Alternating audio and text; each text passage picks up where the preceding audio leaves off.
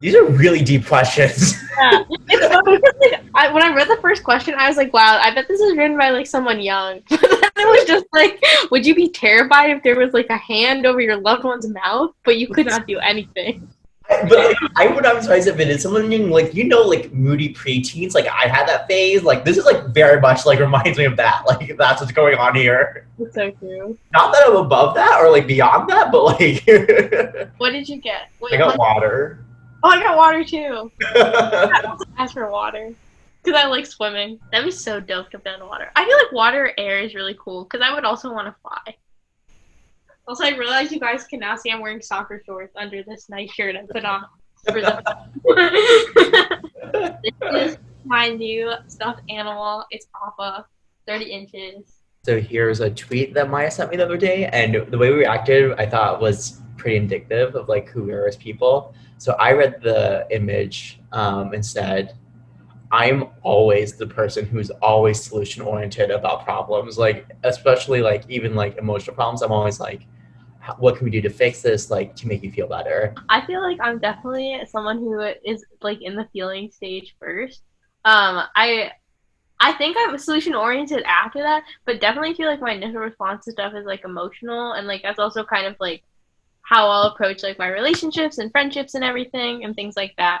But I think both are good, but just like at different times, I guess, in the dealing with stuff process. Like this poor person whose shawarma fell apart. I know. Yeah, you're really. Oh no, as the boyfriend said.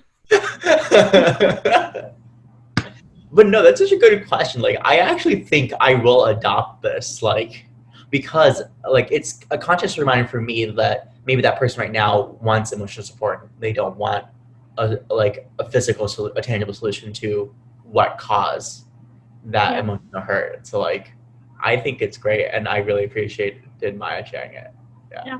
But I guess like also on the flip side, like you don't want to stay in the feeling stage forever, right? Because like I know I've been reading this book that one of my classmates recommended to me. Shout out to Peter, if you're watching this, which I'll tell you to do. It's called I'll show it to you guys. Um, it's called The Subtle Art of Not Giving an F. I picked it up from the library, which is open in my town.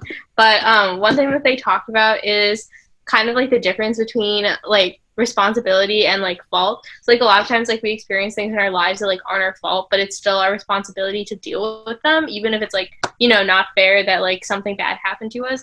And I think like it is important to recognize that like it's okay to feel upset and angry. Like for example, I feel really upset that like the coronavirus has completely thrown off like my plans for the next few months, and I was like really moody about it for a while. But at some point you also have to be solution oriented and recognize that like feeling things is important and valid, but you also need to keep moving forward and try to find solutions. We hope that this has helped everyone learn a little about us.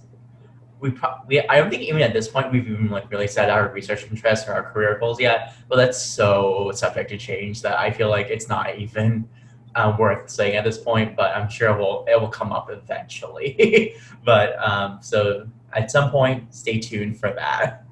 Yeah. Bye. Bye, Appa. Bye.